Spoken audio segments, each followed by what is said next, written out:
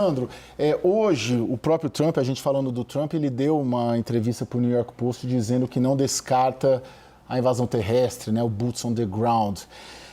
Qual a chance, na sua visão, especializada em ciências militares, que é disso acontecer ou não? E qual a necessidade que você acha que ele vai ter ou não? Eu sei que é uma pergunta difícil, especulativa, mas gostaríamos de te ouvir.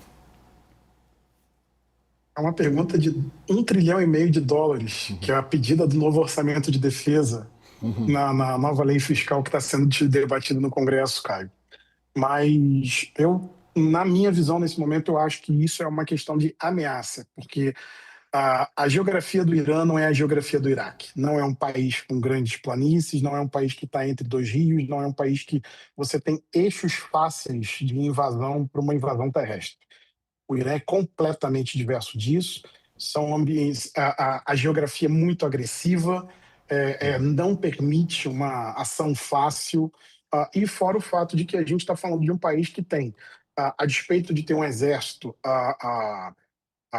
defasado tecnologicamente, de ter uma guarda revolucionária que está sendo bombardeada incessantemente, a gente não pode esquecer que é um país de 92 milhões de pessoas. E uma lição que houve também muito interessante, mas que é pouco comentada no Ocidente, sobre uma das lições da Guerra dos 12 Dias, é de que, inclusive, o Khamenei, pós-Guerra dos 12 Dias, começou um giro ideológico do regime. Esse giro ideológico ele deixou de ser apenas colocando a República Islâmica no seu caráter islâmico, e ele começou a apelar também para uma questão civilizacional. Então ele começou a pegar imagens, por exemplo, de imperadores romanos dobrando o joelho para antigos imperadores persas. Ele começou a pegar elementos da história persa, no qual os persas bateram nações ocidentais ao longo de sua história. Então ele tem ressignificado isso, foram inauguradas mais de 200 estátuas de heróis persas em diversas cidades ah, iranianas, todas essas cerimônias com grande fanfarra e apoio da Guarda Revolucionária. Então aqui a gente está vendo um processo interessante no qual o regime utiliza um outro componente ideológico para ser aquele fenômeno que é simplesmente de criar a população correr para a bandeira. Porque, muito como foi bem apontado até pelo Hussein no momento anterior, a boa parte da população iraniana é anti-americana, mas ela não é anti-americana necessariamente porque ela odeia os Estados Unidos. Há um orgulho civilizacional persa que faz, inclusive, com que essa população enxergue com outros olhos até mesmo os países da região árabe.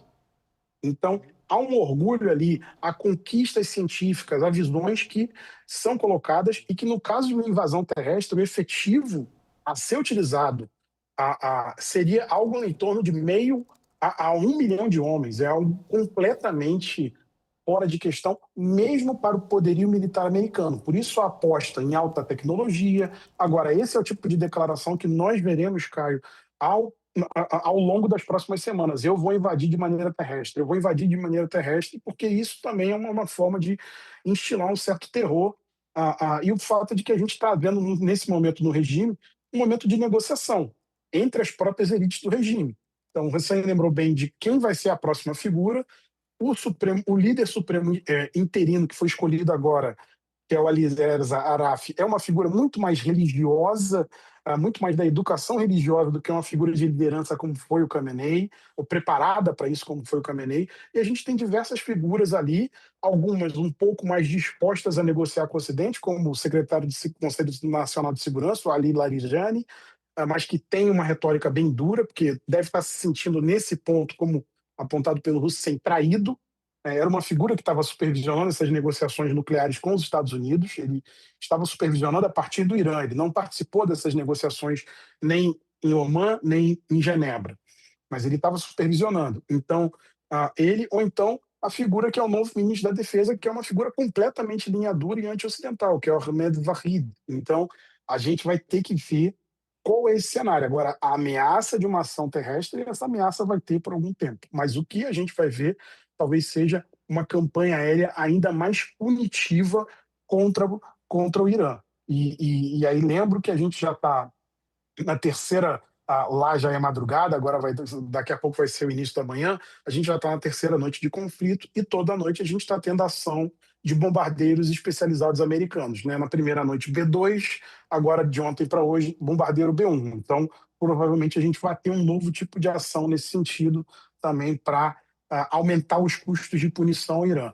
É um pouco um relógio, uma corrida. Os americanos estão tentando fazer uma corrida de velocidade, tentando punir o Irã em pouco custo de maneira rápida, e o Irã se preparou para uma maratona. Então, qual dos dois vai estar certo, a gente vai ter que esperar algumas semanas para ver.